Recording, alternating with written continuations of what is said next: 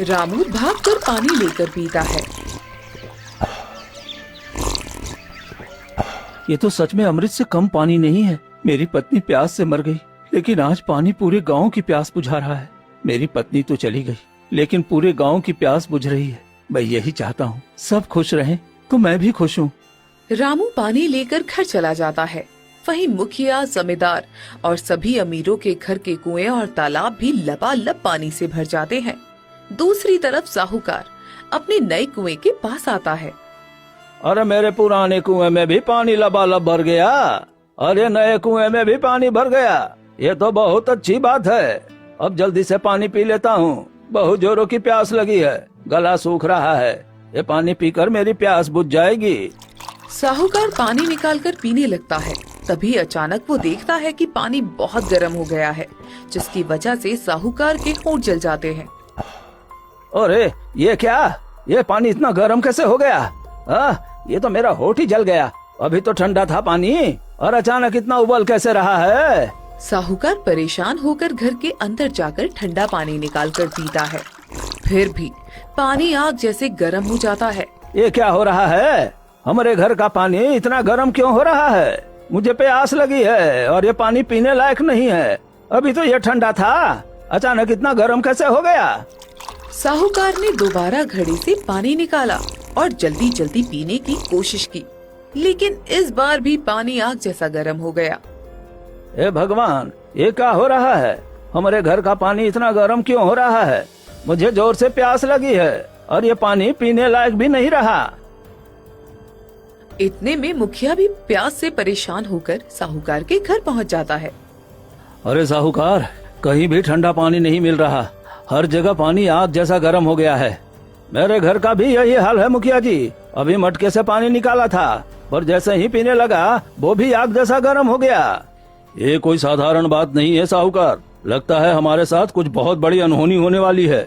अब मुखिया और साहूकार दोनों डर और प्यास से बेहद परेशान हो गए। उन्हें समझ ही नहीं आ रहा था कि अचानक पूरे गांव का पानी इतना गर्म कैसे हो गया।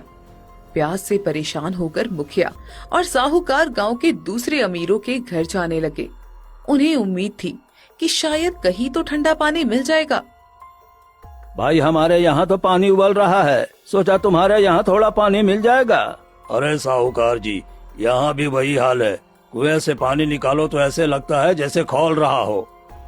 ये सुनकर मुखिया और साहूकार की चिंता और बढ़ जाती है। वो दूसरे अमीर के घर जाते हैं। भाई, तुम्हारे यहाँ पानी ठीक है ना? हमें बहुत प्यास लगी है। नहीं मुखिया जी, हमारे घर का पानी भी उबल रहा है। कोई समझ ही नहीं पा रहा है कि हो क्या रहा है। अब पूरे गांव के जितने भी अमीर लोग थे, सभी घबराने लगे थे। हर घर का पानी आग जैसा गर्म हो गया था और कोई भी उसे पी ही नहीं पा रहा था। ये देखकर मुखिया और साहूकार के मन में डर बैठने लगा। मुखिया जी, ये हो क्या रहा है? अरे मुझे बहुत जोर की प्यास लगी है और मैं पानी पी नहीं पा रहा हूँ, क्योंकि सभी पानी ऐसे गर्म हो जाते हैं। वहीं दूसरी तरफ गांव के गरीब लोगों की बस्ती में बिल्कुल अलग नजारा था। छोटे छोटे कच्चे घर, टूटी हुई मटकी और मिट्टी के घड़े, लेकिन उन घड़ों का पानी बिल्कुल ठंडा था। भयानक गर्मी के बावजूद पानी में जरा भी गर्माहट नहीं थी। अजी सुनते हो जी, जरा आकर तो देखो, इतना तपता मौसम है, लेकिन हमारे मटके का पानी अभी भी कितना ठंडा है। सच में सुबह तो ऐसा लग रहा था कि आज तो प्यास से जान ही निकल जाएगी। ये पानी बहुत ठंडा है, जैसे किसी ने इसमें ठंडक भर दी हो। भगवान का लाख लाख शुक्र है, वरना इस भयानक गर्मी में हम लोग कैसे जीते जी। इतने में पड़ोस का एक गरीब आदमी घबराया हुआ उनके घर आता है। अरे भाई, सुना तुम लोगों के घर का पानी ठीक है? हाँ भाई, भगवान की कृपा से हमारे यहाँ पानी बिल्कुल ठंडा है। क्यों, क्या हुआ? अरे पूरे गांव में हाहाकार मचा हुआ है। अमीरों के घर का पानी आग की तरह उबल रहा है, कोई भी उसे पी नहीं पा रहा है। क्या सच में? लेकिन हमारे यहाँ तो ऐसा कुछ नहीं है। हमारे घर के मटके का पानी भी बिल्कुल ठंडा है, मैंने अभी पिया है। हाँ, हमारे यहाँ भी वही हाल है, लेकिन अमीरों के घर का पानी उबल रहा है। ये बात समझ में नहीं आ रही है। इधर चौपाल के पास सभी अमीर लोग प्यास के मारे तड़प रहे थे और कुछ अमीर और कुछ गरीब आदमी जुटे। ये समस्या सिर्फ हम अमीरों के साथ हुआ है, लेकिन क्या गरीबों के साथ भी ऐसा ही हो रहा है? तभी रामू बोलता है। नहीं मुखिया जी, हम लोगों को तो बहुत ही अमृत जैसा पानी मिलता है, एकदम चंचल, शीतल और ठंडा।